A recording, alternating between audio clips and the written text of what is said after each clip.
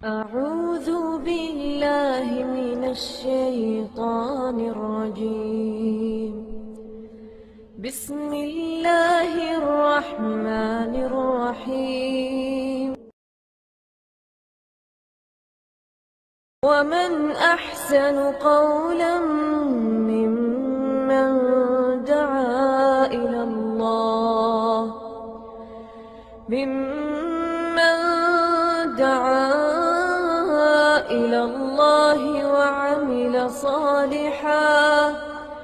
وعمل صالحا وقال إنني من المسلمين.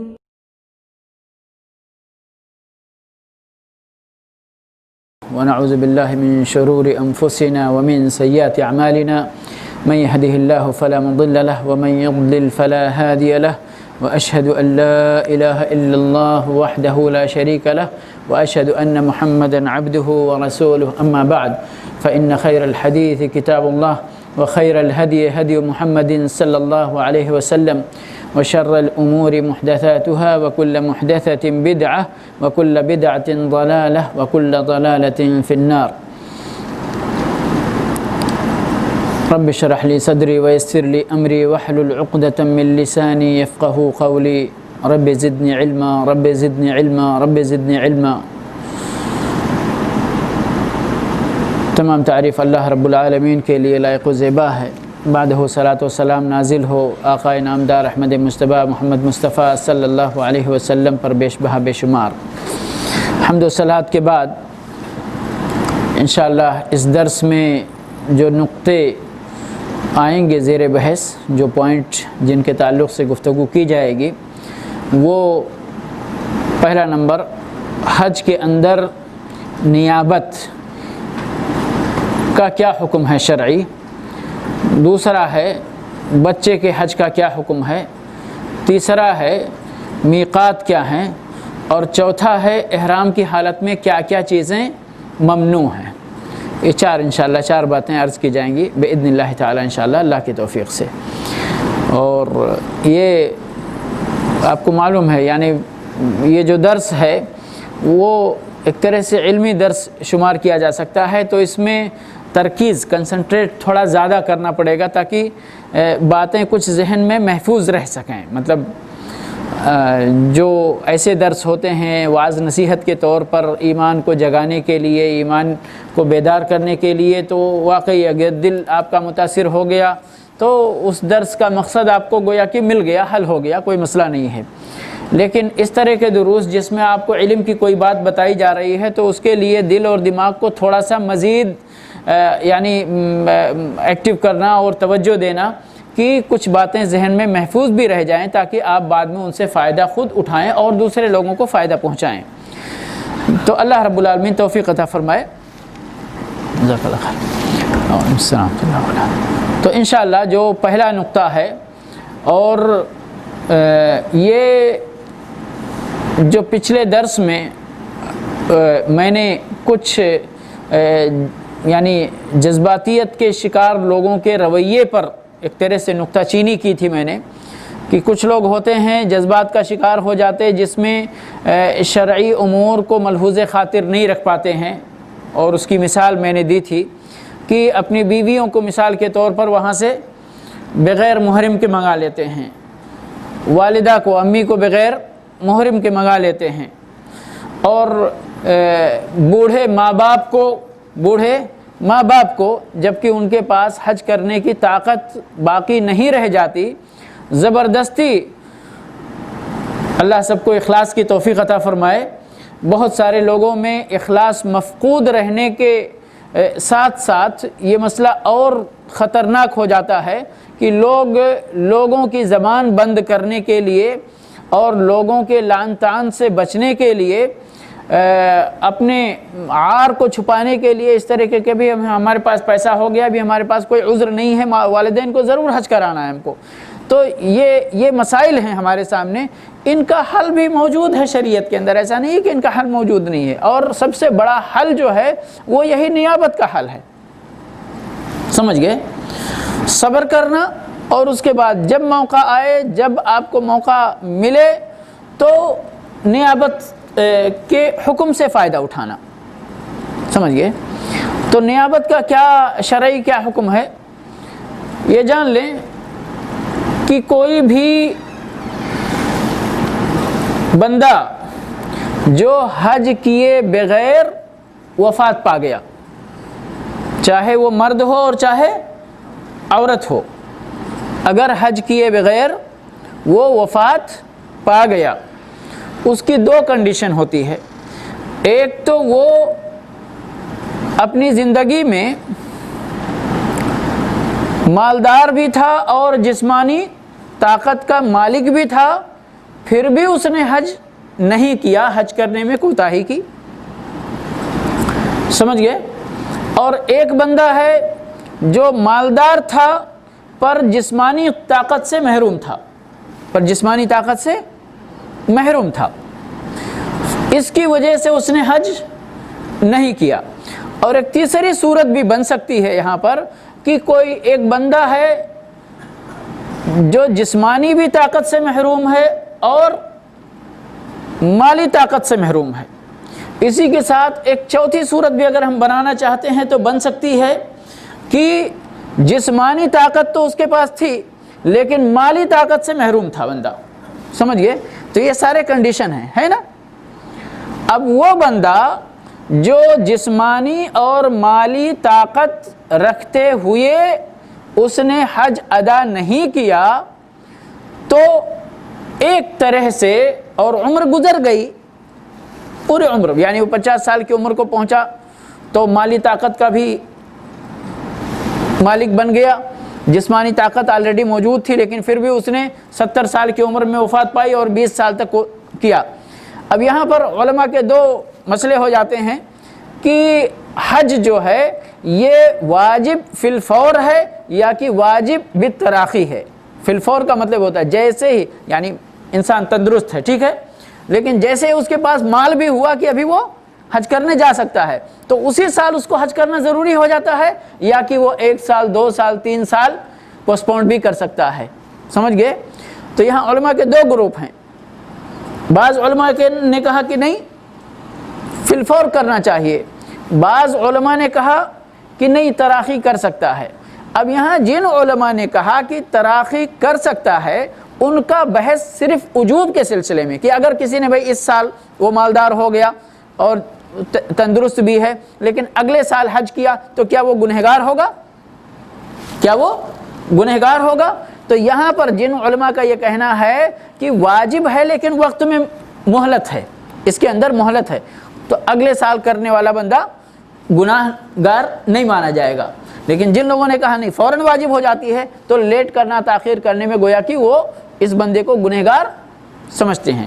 لیکن جو لوگ واجب کہتے ہیں کہ تراخی کے ساتھ یعنی مہلت کے ساتھ واجب ہے، ان لوگوں کا بھی یہ کہنا ہے کہ فوری طور پر جتنا جلدی ممکن ہو اتنا جلدی حج ادا کر لینا چاہیے۔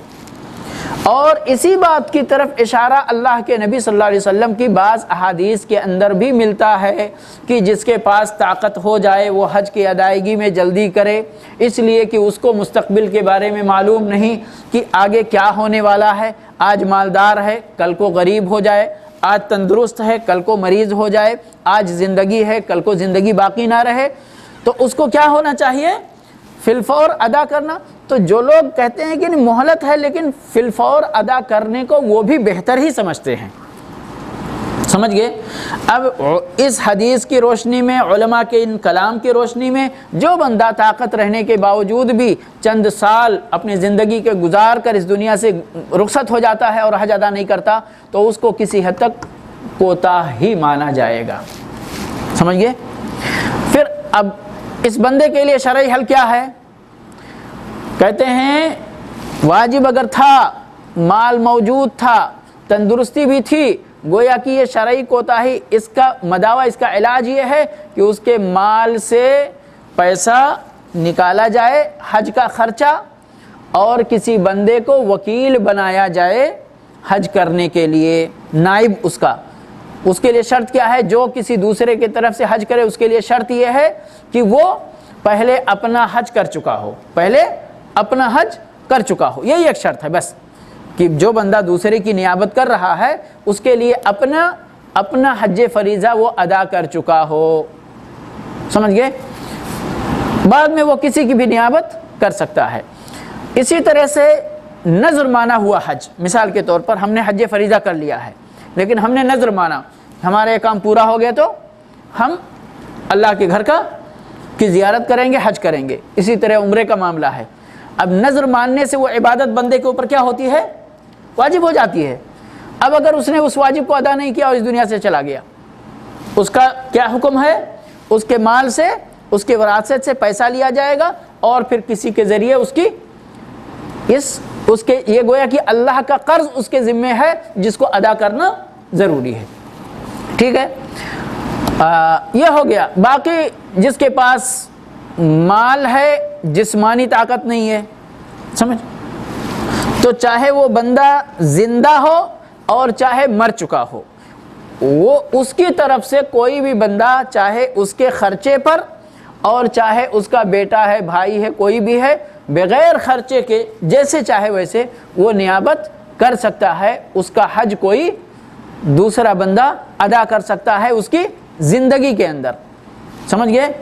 باقی ایک بندہ ہے جس کو جسمانی طاقت ہے لیکن مالی طاقت نہیں ہے، پھر وہ مالی طاقت کا انتظار کرے گا کیونکہ ابھی اس کے اوپر حج فرض نہیں ہوا ہے. لیکن ایسا بندہ بھی اگر وفات پا جائے اور کوئی بندہ اس کی طرف سے حج کرنا چاہے، مثال کے طور پر ہمارے غریب ماں باپ تھے، غریب ماں باپ جب تک باحیات رہے غریب رہے، لیکن اللہ نے ہم کو یہاں پر پہنچا دیا، ہمارے پاس مال بھی ہو گیا، ہم نے اپنا حج بھی کر لیا. اب ہم چاہتے ہیں کہ اپنے والد کی طرف سے یا والدہ کی طرف سے نیابت کریں حج کی. کوئی حرج نہیں، بلا کسی شرعی حرج کے بندہ کر سکتا ہے. ہمارے پاس اللہ نے پیسہ دے دیا لیکن ہمارے پاس وقت نہیں ہے، ہم نے اپنا حج فریضہ ادا کر لیا مثال کے طور پر، لیکن ہم چاہتے ہیں ہمارے والد صاحب نے حج نہیں کیا تھا، ہم کسی کو اپنا پیسہ خرچ کر کے کسی سے حج کروا دیں، بالکل جائز ہے، کوئی حرج نہیں. سمجھ گئے؟ تو یہ سارے کنڈیشن میں کیا ہے؟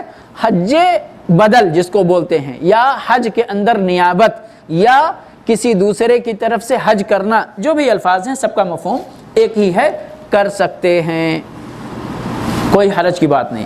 یہاں ایک مسئلہ، بہت سارے لوگ، کیا عورت کی طرف سے عورت ہی حج کر سکتی ہے، مرد کی طرف سے مرد ہی حج کر سکتا ہے؟ اس کا الٹا نہیں ہو سکتا؟ شرعی مسئلہ کیا ہے؟ مرد کی طرف سے مرد بھی کر سکتا ہے اور عورت بھی کر سکتی ہے.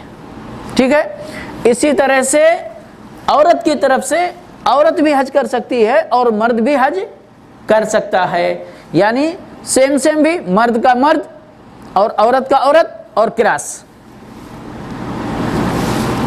یہ سبھی صورتیں جائز ہیں، اس کے اندر کوئی حرج نہیں ہے. اور ان سب جو میں نے آپ کے سامنے باتیں بیان کی ہیں ان سب کے لیے حدیث کی کتابوں کے اندر موجود ہیں. یہ نہیں کہ یہ باتیں بغیر دلیل کے ہیں. کسی نے کہا،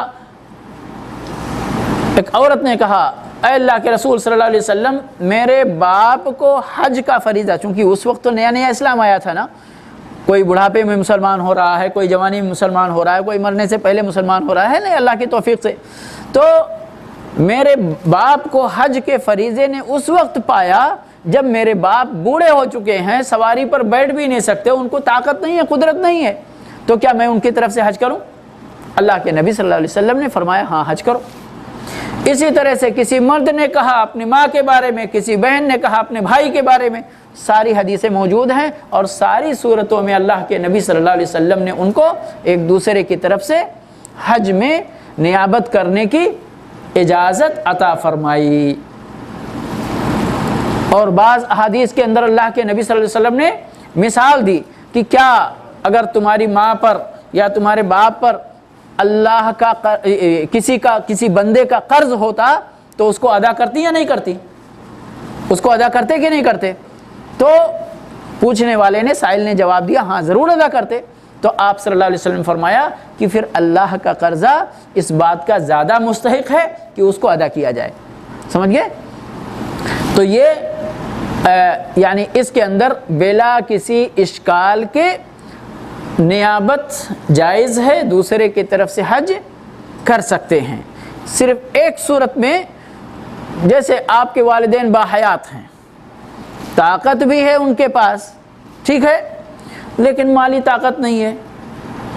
अब आपके पास भी इतनी ताकत नहीं है कि उनको पैसा देकर आप हज कराएं और अपना भी हज करें, समझ गए?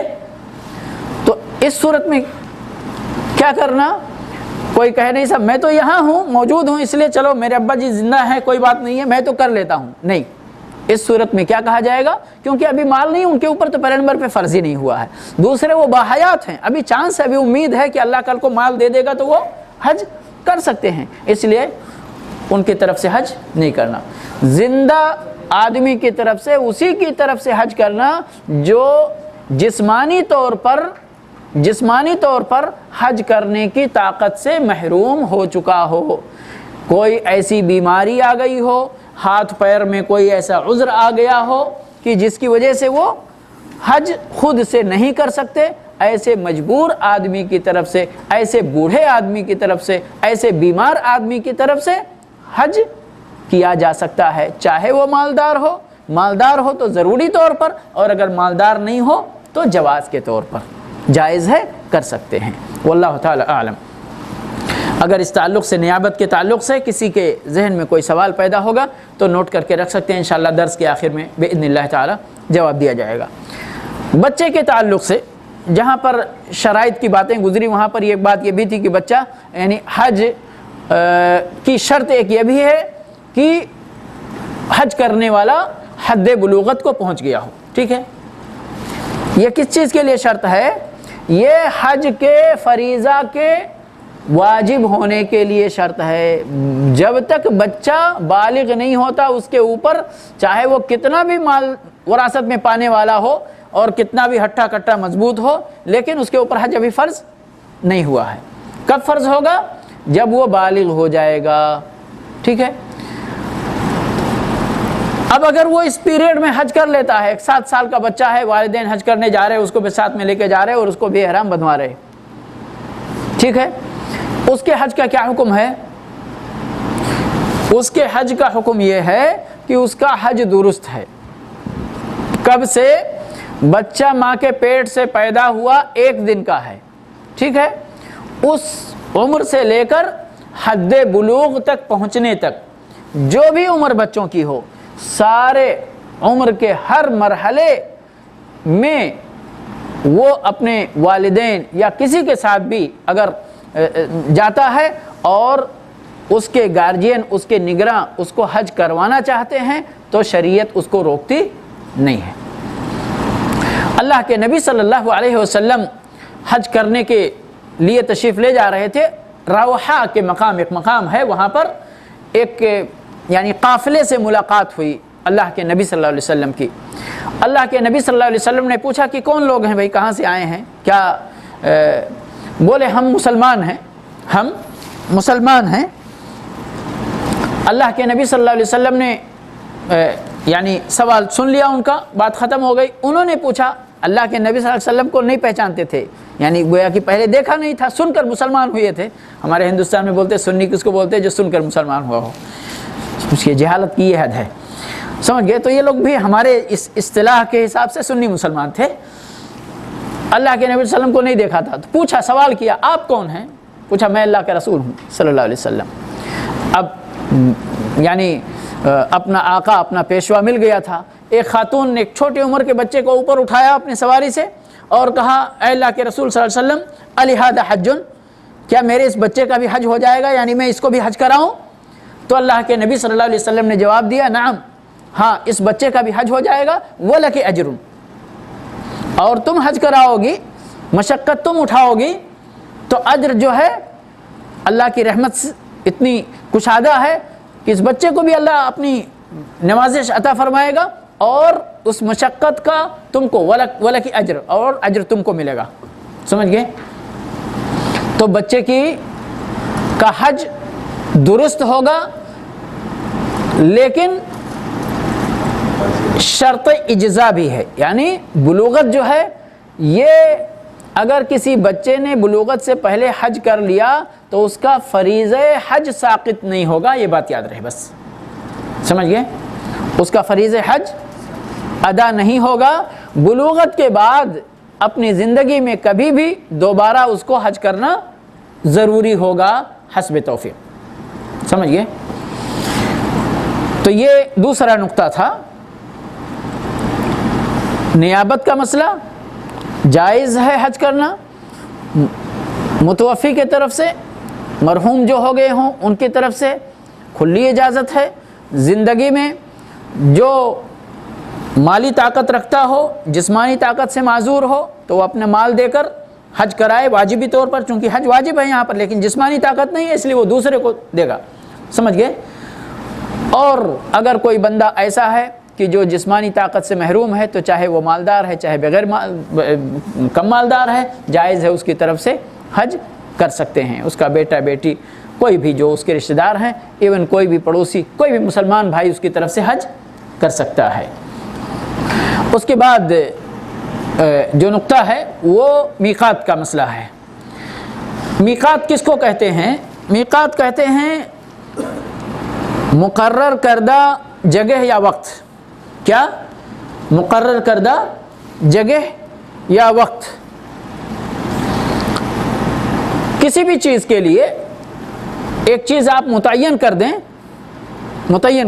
چاہے وقت متعین کر دیں اور چاہے جگہ متعین کر دیں، جس کو ہم اپنی زبان میں آج کل انگلش زیادہ بولتے ہیں اپوائنٹمنٹ بولتے ہیں نا، تو یہ وقت متعین ہو جاتا ہے نا، اس کو عربی زبان میں، پرانی فصیح زبان میں میقات بولتے ہیں، موعد بھی بولتے ہیں۔ موعد بھی ابھی آج جیسے ہاسپٹل میں اگر اپوائنٹمنٹ آپ کا ہوتا ہے تو اس کو موعد بولتے ہیں، سمجھ گئے؟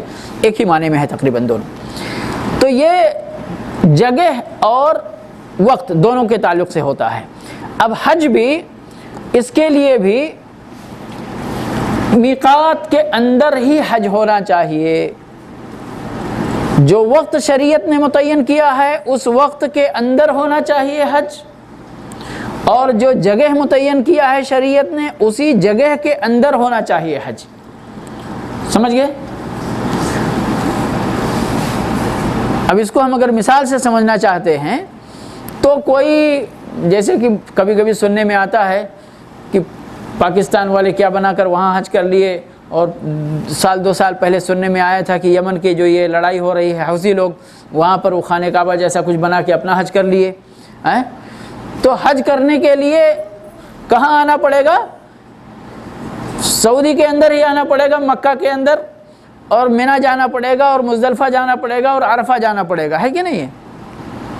اور بیت اللہ میں آنا پڑے گا۔ اور کب؟ جس کے لیے شریعت نے جو وقت متعین کیا ہے اسی وقت میں اسی جگہ آنا پڑے گا۔ اب کوئی بندہ آتا ہے رمضان میں اور کہتا ہے عمرے کے ویزے پہ، کہتا ہے ابھی تو 15 دن کا ویزا ہے، عید سے پہلے تو ہم کو یہاں بھاگنا ہے، چلو آج ہی حج کر لیتے ہیں۔ سب جگہ جاتا ہے، خوب جس طرح سے حج کا طریقہ ہے، منی بھی جاتا ہے، عرفہ بھی جاتا ہے، مزدلفہ آتا، پھر منی آتا، قربانی کرتا، حج ہو جائے گا اس کا؟ نہیں ہوگا۔ کیوں؟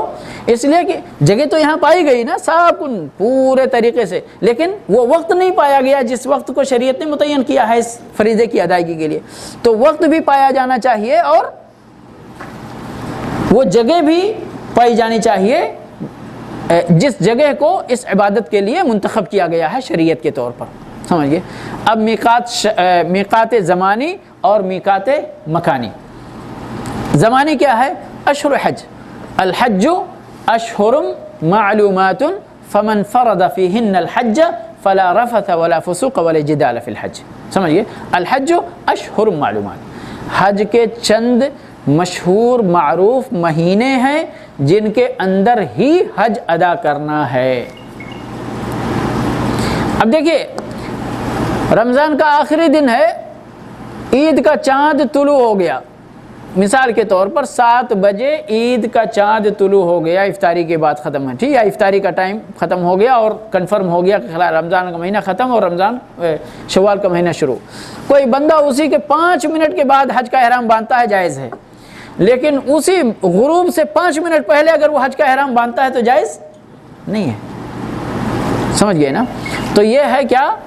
یہ ہے میقات زمانی، وہ وقت جس وقت کے اندر حج کرنے کو شرعاً طلب کیا گیا ہے۔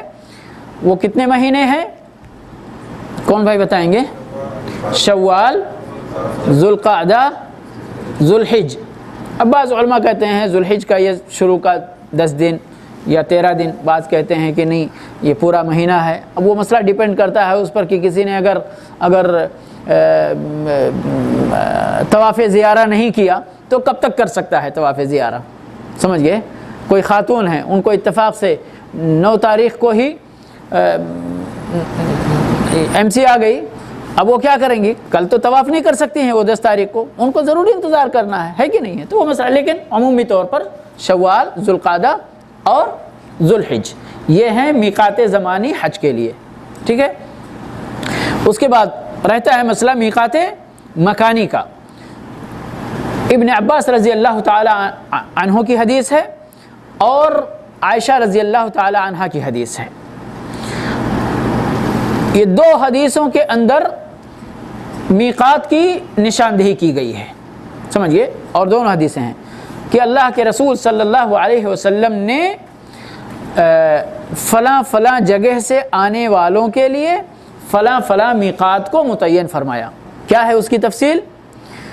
مدینہ والوں کے لیے ذوالحلیفہ، جس کا نام ہے آبار علی یا ابیار علی، یہ دونوں عربی کے زبان پہ ڈیپینڈ کرتے ہیں۔ ابیار بئر کے معنی کنواں کے ہوتے ہیں، اس کی جمع آبار بھی آتی ہے اور ابیار بھی آتی ہے، اس کو آج ابیار علی یا آبار علی کہا جاتا ہے، سمجھ گئے؟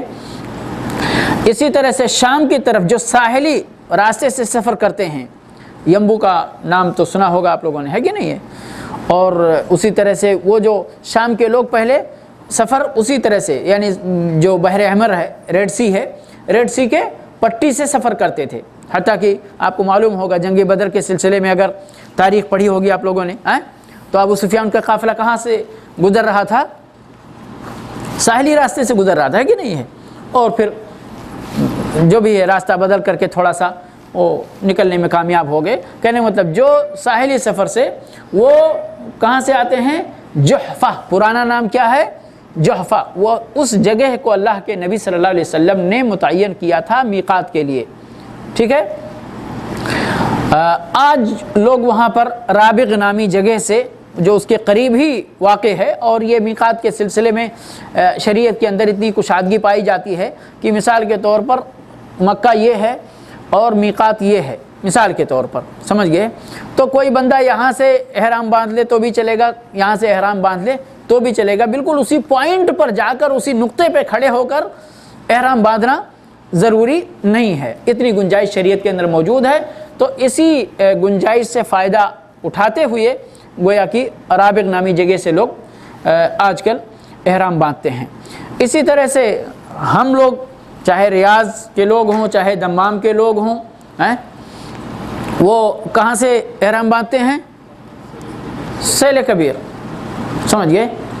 تو یعنی یہ تقریباً 70 کلومیٹر کی دوری پر واقع ہے، اور یہاں سے یہ یعنی مشرق کی طرف سے جتنے لوگ بھی جاتے ہیں، اس راستے سے جو بھی دمام، ریاض اور اس راستے سے جو لوگ بھی گزرتے ہیں وہ وہیں سے احرام باندھیں گے۔ یمن کی طرف سے جو جگہ متعین کی گئی ہے وہ یلملم ہے، اور اس کا آج کا نام سعدیہ ہے، وہاں سے لوگ باندھتے ہیں۔ یہ 4 جگہیں ایک حدیث کے اندر موجود ہیں۔ اسی طرح سے ایک حدیث کے اندر عراق والوں کے لیے ذات عرق نامی جگہ متعین کی گئی ہے، ذات عرق نامی جگہ متعین کی گئی ہے۔ اب کتنے میقات ہو گئے؟ ذوالحلیفہ اور جحفہ اور یلملم اور ذات عرق اور اپنا سیل کبیر، ٹھیک ہے؟ تو یہ 5 جگہیں ہو گئیں جہاں سے پوری دنیا کے جتنے بھی لوگ مکہ کے اندر حج اور عمرہ کے ارادے سے داخل ہوں گے، انہی 5 جگہوں میں سے کسی نہ کسی جگہ سے وہ احرام باندھ کر ہی آگے گزریں گے، اگر ان کو حج کرنا ہے یا عمرہ کرنا ہے، حج کرنا ہے یا عمرہ کرنا ہے۔ اللہ کے نبی صلی اللہ علیہ وسلم نے جس جگہ ان مواقیت کی نشاندہی فرمائی اس جگہ پر حدیث کے آخر میں فرمایا ہن لہن، یہ میقات ان شہر اور ان ملک والوں کے لیے ہیں، وَلِمَنْ أَتَى عَلَيْهِنَّ مِنْ غَيْرِ أَهْلِهِنَّ، اور جو مسلمان بندہ بھی کہیں کا بھی رہنے والا ہو ان راستوں سے گزرے گا، یعنی ان شہر والوں کے علاوہ کہیں اور کا مسلمان اگر ان راستوں سے گزرتا ہے تو وہ جس بھی راستے سے گزرے گا اس راستے سے اس کا میقات ہوگا اور وہاں سے وہ حج اور عمرہ کا احرام باندھے گا۔ فرمایا لمن اراد الحج والعمرہ، یہ میقات کس کے لیے ہیں؟ بزنس مین کے لیے نہیں، بزنس مین جا سکتا ہے، وہ 10 بار جائے آئے، ابھی جیسے آج ٹریلا کے ڈرائیور ہیں ان کو مال لے کے جانا ہے، کوئی مسئلہ نہیں ہے، وہ جائیں 10 بار انٹری کریں، 10 بار باہر آئیں، لیکن جس کا ارادہ حج کرنے کا ہے، جس کا ارادہ عمرہ کرنے کا ہے، ان بندوں کے لیے ان نقطوں سے آگے بڑھنے کی اجازت بغیر احرام کے نہیں ہے۔ سمجھ گئے؟ بہت سارا ہمارے کتنے بھائی سوال کرتے کہ ہم جدہ کمپنی کے کام سے جا رہے ہیں اور ہمارا ارادہ ہے عمرہ کرنے کا، اب ہم کیا کریں؟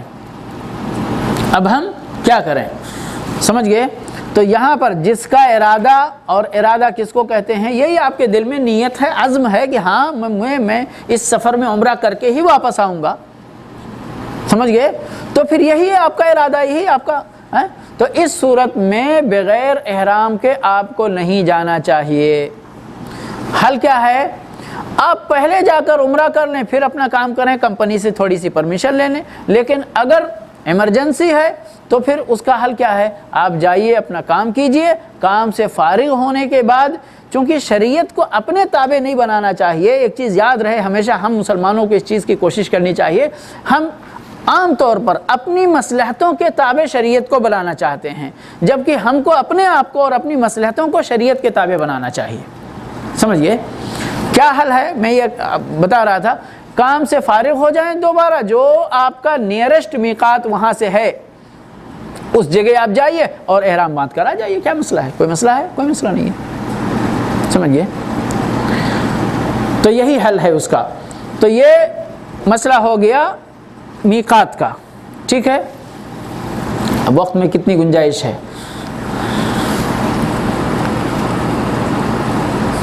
48 ہو گئے ہیں۔ اختصار کے ساتھ انشاءاللہ میں آپ نے احرام باندھ لیا، حج کا احرام ہے یا عمرے کا احرام ہے، اس سے قطع نظر، ٹھیک ہے؟ اب احرام کیسے باندھا جائے گا یہ انشاءاللہ ہم آگے بتائیں گے باذن اللہ تعالی انشاءاللہ، لیکن احرام جب آپ نے باندھ لیا تو کتنی چیزیں آپ کے لیے حرام ہو گئیں یہ سمجھنا بہت ضروری ہے، اور اس کو 3 کیٹیگریوں میں آپ تقسیم کر لیں تو ذہن میں محفوظ کرنے میں ذرا آسانی ہوگی۔ پہلی کیٹیگری یہ ہے کہ جو مرد اور عورتیں دونوں کے لیے کامن باتیں ہیں، یعنی دونوں کے لیے، دونوں کے تعلق سے وہ اسی طرح یکساں حکم رکھتی ہیں، ٹھیک ہے؟ کیا ہے وہ چیز؟ بال کترنا یا اکھاڑنا، ناخن کترنا، خوشبو لگانا اور شکار کرنا، 4 چیز ہو گئی۔ 5ویں چیز ہے نکاح اور نکاح کے سارے متعلقات۔ نکاح کا مقصد عورت سے فائدہ اٹھانا، وہ جائز خواہشات کی تکمیل تک احرام آپ نے باندھ لیا، نکاح اسٹارٹنگ ہے، یا یہ کہیے کہ نکاح کا پیغام دینا اسٹارٹنگ ہے کہ نہیں ہے؟ اس اسٹارٹنگ سے لے کر نکاح کا پیغام تک نہیں دے سکتے حالت احرام کے اندر، سمجھ گئے؟ اور ہم بستری تک، یہ بیچ کا یہ پورا سفر حرام ہے۔ کیا آتا ہے؟ نکاح کا پیغام آتا ہے، نکاح کا خطبہ آتا ہے، یعنی نکاح پڑھانا، عقد جس کو بولتے ہیں، مہر کا دین لین، عقد باتیں، رخصتی اور ہم بستری، یہ ساری کی ساری چیزیں حرام ہیں احرام کی حالت میں، ٹھیک ہے؟ یہ کامن چیزیں کتنی ہو گئیں؟ یہ مرد کے لیے بھی حرام ہے اور عورتوں کے لیے بھی حرام ہے، ٹھیک ہے نا؟ مرد بھی بال نہیں اکھاڑ سکتا، عورت بھی بال نہیں اکھاڑ سکتی، مرد بھی بال نہیں کاٹ سکتا، عورت بھی بال نہیں کاٹ سکتی، مرد بھی ناخن نہیں کاٹ سکتا، عورت بھی ناخن نہیں کاٹ سکتی، مرد بھی خوشبو نہیں لگا سکتا، عورت بھی خوشبو نہیں لگا سکتی، مرد بھی شکار نہیں کر سکتا، یاد رکھیں شکار خشکی کا شکار، خرگوش مار لیا، نیلگائے مار لیا اور اس طرح سے، سمجھ گئے؟ مرد بھی نہیں کر سکتا، عورت بھی نہیں کر سکتی، اور نکاح، ٹھیک ہے؟ اب اس کے بعد دوسری کیٹیگری ہے کہ جو چیزیں مردوں کے لیے خاص حرام ہیں، مردوں کے لیے خاص حرام ہیں، وہ پہلی چیز ہے سلا ہوا کپڑا زیب تن کرنا، ٹھیک ہے؟ اور دوسری چیز ہے زینت کے لیے ٹوپی، عمامہ، غترہ، کوئی بھی ایسی چیز، حتیٰ کہ بادشاہ کے لیے تاج، سونے کا ہو کہ چاندی کا ہو، کس کا بھی ہو، سر پہ نہیں رکھ سکتے۔ یہ مردوں کے لیے ہو گئیں دو چیزیں خاص، ہے نا؟ عورتوں کے لیے سلا ہوا کپڑا بھی جائز ہے، ان کا سر ڈھکنا بھی جائز ہے۔ عورتوں کا نمبر آتا ہے تو یہاں یہ چیز یاد رکھیں کہ یہاں حرمت کی خصوصیت نہیں ہے، بلکہ اس لباس کی خصوصیت عورت کے ساتھ ہے، یعنی عورت کے لیے دو چیزیں، اور کیوں؟ اس لیے کہ عورتیں عام طور پر یہ تو چیزیں پہنتی ہیں، لیکن حالت احرام میں اس کو بھی ان کو نہیں پہننا۔ کیا ہے وہ چیز؟ نقاب اور دستانہ۔ کیا چیز؟ نقاب اور دستانہ، سمجھ گئے نا؟ نقاب اور دستانہ۔ ہاں، مردوں کے لیے ایک چیز اور تھی، پیر میں خف، جو چمڑے کا موزہ ہوتا ہے جو ٹخنے سے اوپر تک ہوتا ہے، مرد نہیں پہن سکتا سوائے مجبوری کی حالت میں، شریعت نے اجازت دی ہے۔ تو سمجھ گئے؟ وہ ادھر دونوں کے لیے کامن چیز ہیں، بال، ناخن، خوشبو، شکار، نکاح، سمجھ گئے؟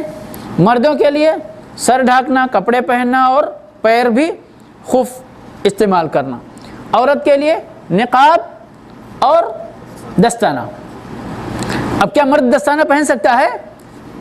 نہیں پہن سکتا، لیکن یہاں پر مردوں کے سلسلے میں بیان نہیں کیا گیا کہ عام طور پہ مرد نہیں پہنتا، یعنی اس زمانے میں پردے کا لحاظ رکھتے ہوئے یا کیسے بھی ان کی وہ یہ عورتوں کے خاص، آج تو دستانے مرد بھی پہنتے ہیں، ہے کہ نہیں؟ اپنی ٹھنڈی میں اپنی حفاظت کے لیے یا ویسے بھی، تو مردوں کو بھی جائز نہیں ہے، لیکن ہم کیٹیگری جب بناتے ہیں تو یہ خاص چیزوں کا جیسے علماء نے بیان کیا ہم بھی اسی طرح سے بیان کرتے ہیں، سمجھ گئے؟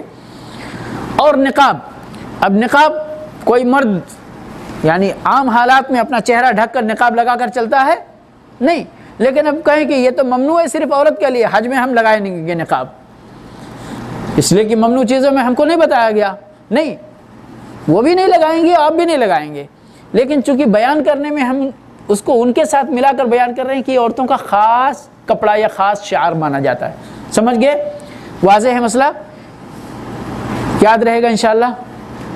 ایسے ہی تھوڑا تھوڑا دماغ میں کوئی ٹرک ہمارے اساتذہ بعض اوقات پڑھاتے تھے تو یعنی چیزیں کیسے ذہن میں اٹک سکتی ہیں، کیسے بیٹھ سکتی ہیں، بیان کرتے تھے، بتاتے تھے، تو واقعی اس پر عمل کرنے سے سبحان اللہ کچھ چیزیں ایسی ہیں کہ جو آپ نے 30 سال پہلے پڑھا ہے وہ چیزیں دماغ میں اسی طرح اللہ کی توفیق سے بیٹھی ہوئی ہیں، لیکن اگر اس کو ایسے یاد کر لیا پھر اس کے بعد کوئی کچھ پوائنٹ نہیں یاد کیا ہے تو بھول بھی سکتی ہیں وہ باتیں اور یاد بھی رہ سکتی ہیں۔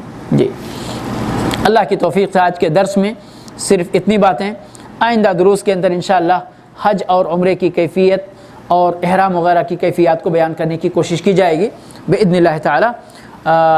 انشاءاللہ اگر کوئی سوال ہو تو میں سمجھتا ہوں ابھی ہم 4-6 منٹ دے سکتے، 10 بجے تک انشاءاللہ لے سکتے آپ کا ٹائم۔ جی نقاب اگر نہ لگایا ہو تو پردہ ایسا کرے؟ جی اللہ جزائے خیر دے، یہ میٹر اور انشاءاللہ دوران گفتگو یہ آنا بھی تھا باذن اللہ، اس کو چھوڑنے والے نہیں تھے ہم انشاءاللہ، لیکن بر وقت سوال ہے اس کے کہ دیکھیں نقاب کا جو مسئلہ ہے نا، دراصل کچھ اور یعنی عربی کے کچھ الفاظ جب ہم اس کو اردو میں ترجمہ کرتے ہیں تو اس ترجمہ کے دوران ترجمہ کی شکل وہ اختیار کرتے ہیں کہ جس کی وجہ سے غلط فہمی ہو جاتی ہے، سمجھ گئے؟ اب نقاب عربی زبان میں اگر آپ دیکھنے آئیں گے اور جائیں عربی لغت میں ڈھونڈیں تو عربی لغت کے ماہرین آپ کو یہ بتائیں گے کہ عورت جو کپڑا اپنے چہرے پر رکھ کر باندھتی ہے اس کو نقاب بولتے ہیں۔ مرد بھی جیسے جو چوری ڈکیتی کرنے والے ہوتے ہیں اپنے آپ کو اپنی شناخت نہ کروانے کے لیے تو بھی نقاب باندھتے ہیں، ہے کہ نہیں ہے؟ تو وہی چیز جو آپ چہرے پر رکھ کر باندھتے ہیں وہی نقاب ہے، ہمارے جب اردو زبان میں ترجمہ کیا گیا تو میں کم سے کم اپنے علاقے کی بات جو اپنے حصے سے جانتا ہوں کہ نقاب وہ سر سے لے کر عورت جو پیر تک پہنتی ہے کالا برقع، اس پورے کو نقاب بولتے ہیں، سمجھ گئے؟ تو اب کیا ہوا کہ پورے کو نقاب بولیں گے تو پھر خواتین کو بے پردہ کرنا پڑے گا، جبکہ پردہ مطلوب ہے، ٹھیک ہے، لیکن صرف پردے کی تھوڑی شکل اور طریقہ بدل جائے گا۔ نقاب کپڑا رکھ کر چہرے پہ نہیں باندھے گی خاتون، لیکن دوپٹہ اوڑھے گی، چادر اوڑھے گی، حشمت والے کپڑے پہنے گی، خوشبو والے کپڑے بھی، زعفران میں رنگا ہوا کپڑا بھی خاتون نہیں پہن سکتی ہے، ٹھیک ہے۔ کیا طریقہ ہوگا پردے کا؟ عائشہ رضی اللہ تعالی عنہ کی حدیث میں یہ چیز موجود ہے، اس لیے کسی کو زیادہ حیران ہونے کی ضرورت نہیں ہے۔ فرماتی ہیں کہ ہم اللہ کے نبی صلی اللہ علیہ وسلم کے ساتھ تنہائی میں اکیلے میں ہوتے تھے تو ہمارا چہرہ کھلا ہوتا تھا، لیکن جب کوئی اجنبی مرد ہمارے پاس سے گزرتا تو ہم اپنے دوپٹوں کو اپنے چہرے پر لٹکا لیتے تھے اور پردہ ہو جاتا تھا ہمارے چہروں کا۔ یہی پردے کی شکل آج بھی مشروع ہے حج کرنے والی خاتون کے سلسلے میں۔ اب اس کے لیے تکلف کرنا، بہت سے عورتیں آپ لوگوں نے دیکھا ہوگا، ہو سکتا ہے ہیٹ لگا لیتے اس کے بعد نقاب ڈالتے، نہیں، اتنی تکلف کی ضرورت نہیں ہے۔ یہ تصور کیا ہے کہ جس طرح چہرے پہ چپکا ہوا کپڑا نقاب ممنوع ہو گیا تو اب ہمارا لٹکا ہوا دوپٹہ بھی چہرے پہ نہیں لگنا چاہیے، سمجھ گئے؟ یہ تصور ہے، اور اس کے لیے وہ احتیاط کرتے ہیں۔ جبکہ ایسا بھی ہوتا ہے آپ ہیڈ بھی لگائے ہوئے ہیں لیکن ہوا چل رہی تو کپڑا کبھی جو ہے چہرے پہ ٹچ ہی ہو جائے گا، تو یہ تکلف کرنے کی زیادہ ضرورت نہیں ہے۔ آپ کیا کریں، سر پہ دوپٹہ، اچھا دبیز دوپٹہ رکھیں، آپ اپنے شوہر کے ساتھ، بیٹے بیٹی کے ساتھ، باپ کے ساتھ، جو بھی محرم ہیں ان کے ساتھ ہیں تو چہرہ کھول کے رکھیں کہ یہی مطلوب ہے شرعاً۔ لیکن جیسے ہی آپ کسی اجنبی مرد کے سامنے جائیں یا کوئی اجنبی مرد آپ کے سامنے آئے تو اپنے سر کے دوپٹے کو نیچے کر کے، جس طرح گھونگھٹ کا رواج اور تصور ہے اس طرح سے آپ اپنا چہرہ چھپا لیں اور پردہ کریں، ضرور شرعاً واجب ہے۔ جی واللہ تعالی عالم۔ ہاں، اب دیکھیں وہ تو پھر مسئلہ اس پہ آ جائے گا کہ پھر پردے کی شرعی حیثیت کیا ہے، چہرے کے پردے کی شرعی حیثیت کیا ہے، اور یہ مسئلہ علماء قدیم اور علماء حدیث کے درمیان مختلف فی مسئلہ ہے، لیکن واللہ تعالی عالم جس کو میں دین سمجھتا ہوں، ابھی تک جس موقف پہ میں اور بہت سارے علماء قائم ہیں کہ چہرے کا پردہ بھی واجب پردے میں شامل ہے۔ جی، عمرے اور حج کے دوران یہ نہیں، عمرے اور حج، جی نہیں، عمرے اور حج کے دوران اجنبی مردوں کا، یہاں پر کیا ہے، آپ اپنے شوہر کے ساتھ ہیں، بیٹے کے ساتھ ہیں، باپ کے ساتھ ہیں، آپ کو چہرہ کھلا رکھنا ہے، ٹھیک ہے، لیکن دراصل پردہ تو ان سے کرنا نہیں ہے نا، تو اس لیے وہ مسئلہ ہی نہیں آتا ہے۔ حج اور عمرے میں آپ یعنی کوئی بھی خاتون اپنے محرم کے ساتھ ہے تو وہ واجبی طور پر چہرہ کھولے گی، ٹھیک ہے، جیسے آپ اپنے جو ہے ماں کے ساتھ، بہن کے ساتھ، بیٹی کے ساتھ، بیوی کے ساتھ گھر میں رہتے ہیں، کوئی بھی چہرہ آپ سے چھپاتی ہے؟ نہیں چھپاتی ہے نا۔ تو حج میں یہ چیز واجب ہو جاتی ہے کہ چہرہ عورت نقاب کے ذریعے نہیں چھپائے گی، لیکن جب اجنبی مرد سامنے آئے گا تو واجبی طور پر اس کا اپنا چہرہ چھپانا ضروری ہے، واجب ہے، لیکن نقاب سے نہیں، دوپٹہ لٹکا کر کے۔ سوال کیا ہے آپ کا؟ پھر سے دوہرا دیں، میں یہی جی ایک عورت نبی صلی اللہ علیہ وسلم سے آ کے سوال کرتی حج کے دوران، جی اور اس کا چہرہ کھلا تھا، اس کا چہرہ کھلا ہوا تھا۔ دراصل وہ میں جانتا ہوں، فضل ابن عباس کی جو حدیث ہے جس میں انہوں نے یعنی عورت کی طرف دیکھا، تو دیکھیے اگر یعنی وہ وہاں پر ایک تو اسلام نیا نیا تھا اس زمانے میں، سمجھ گئے، اور واللہ تعالی عالم پردے کے وجوب کے بارے میں مجھے یعنی اس واقعے کے تعلق سے کہ جب یہ واقعہ ہوا تو نہیں، پردہ میرے خیال سے واجب ہو چکا تھا اس وقت، پردہ واجب ہو چکا تھا، پردے کی آیتیں نازل ہو چکی تھیں، اس لیے کہ یہ بھی واقعہ غالباً حج کا واقعہ ہے غالباً، اگر میں بھولا نہیں ہوں تو۔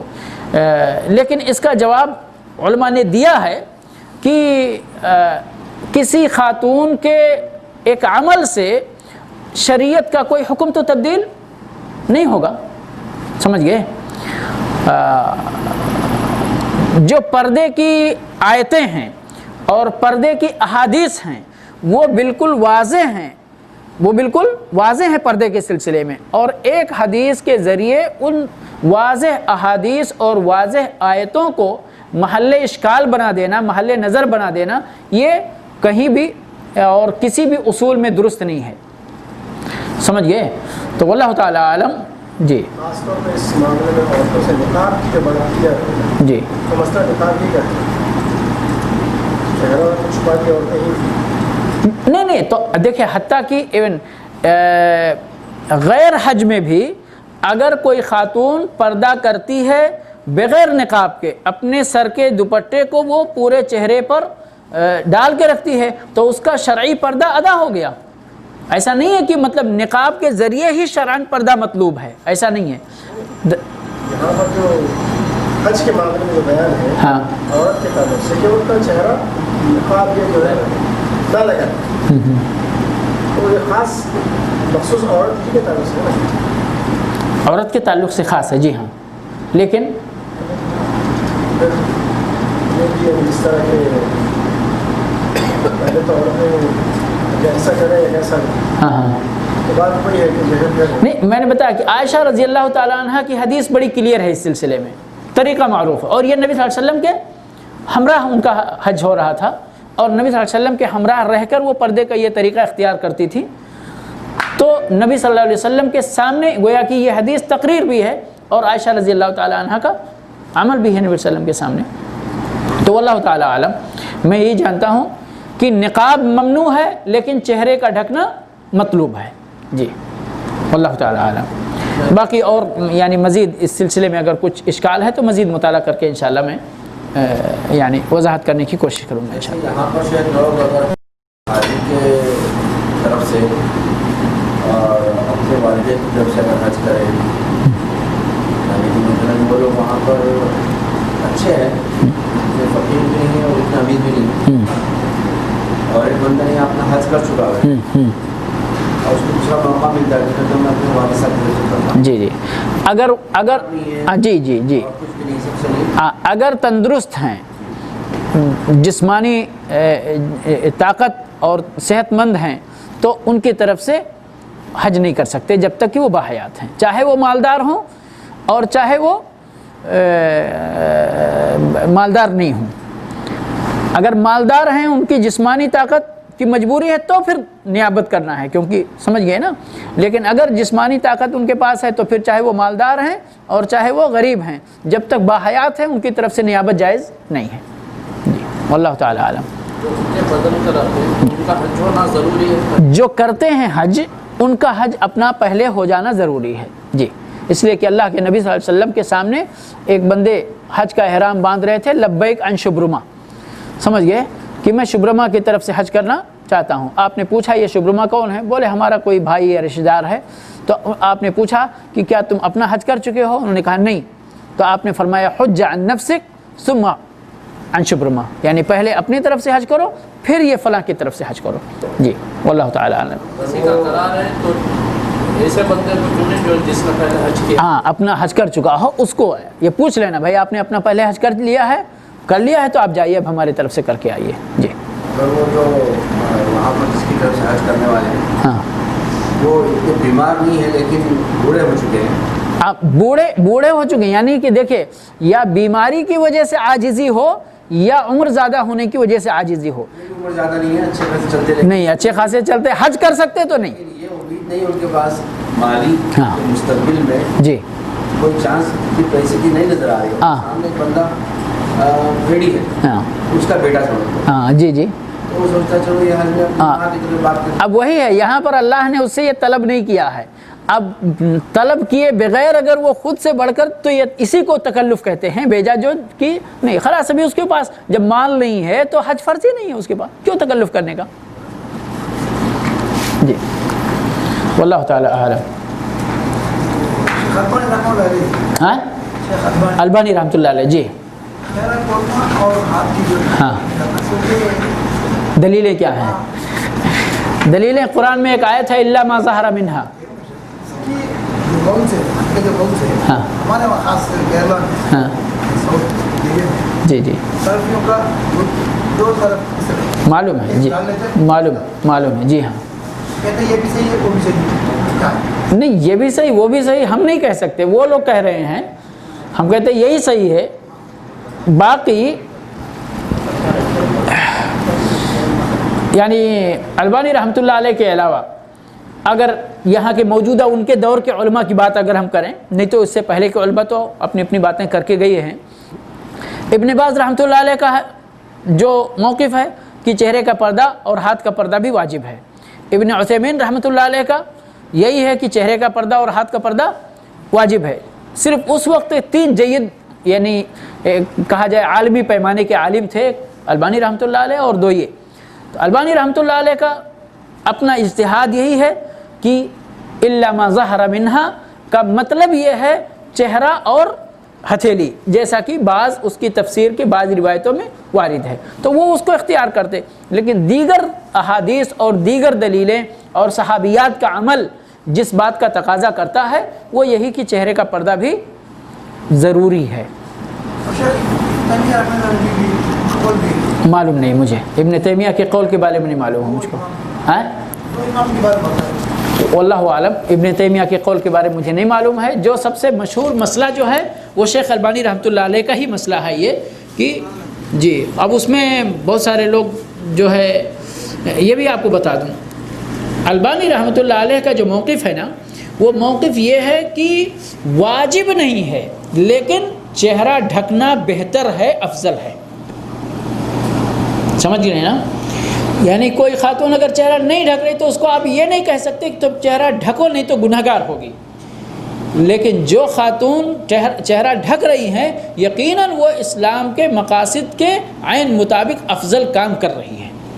سمجھ گئے؟ تو یہاں بھی جھگڑا تقریباً ختم ہو جاتا ہے. بھائی افضل کام کرنا تو سب کو پسند ہونا چاہیے, اور خاص طور پہ یہ چہرے والا معاملہ کہ جس سے کتنے فتنے رونما ہوتے ہیں. جی نہیں بہت سارے علماء نے یہی جی بہت سارے علماء نے جو جواب دیا اس بات کا کہ چہرہ ہی عورت کے بدن میں سب سے یعنی وہ پرکشش عضو ہے کہ جس کی وجہ سے فتنہ برپا ہوتا ہے اور جس کی وجہ سے بہت ساری پریشانیاں رونما ہوتی ہیں.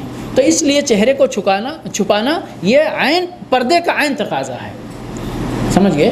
اس لیے جن لوگوں نے بھی یعنی بہت سارے لوگوں نے طنز کیا یعنی البانی صاحب کے اس پہ کی, تب وہ جب واجب نہیں ہے تو اپنے بیٹیوں سے پردہ کیوں کراتے ہیں, اپنی بیویوں سے پردہ کیوں کراتے ہیں؟ ارے بھائی یہ افضل ہے. اور ایک عالم آدمی ایک ربانی عالم جو ہے وہ پردہ نہیں کرے گا تو افضل کام نہیں کرے گا تو کیا کرے گا؟ جی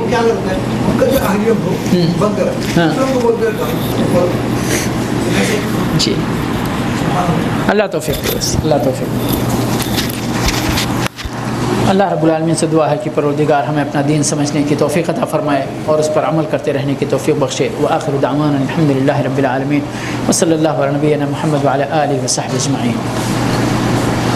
انشاءاللہ آئندہ دروس میں حج کے ارکان, واجبات اور مختصر طریقے انشاءاللہ 2 درس میں, اور آخری درس باذن اللہ تعالی انشاءاللہ کوشش کریں گے شیخ محمد منیر قمر حفظہ اللہ کو دعوت دینے کی کہ جس میں حجاج اور معتمرین حج اور عمرہ کرنے والوں سے جو غلطیاں سرزد ہوتی ہیں اس کے سلسلے میں تنبیہ کرنے کے لیے انشاءاللہ.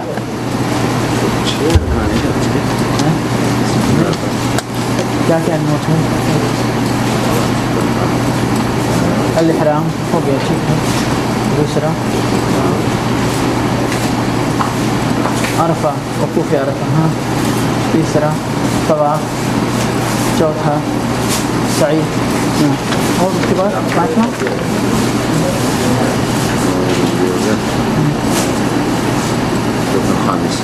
نہیں, یہ واجب ہے. حتیٰ یہ بھی جو ہے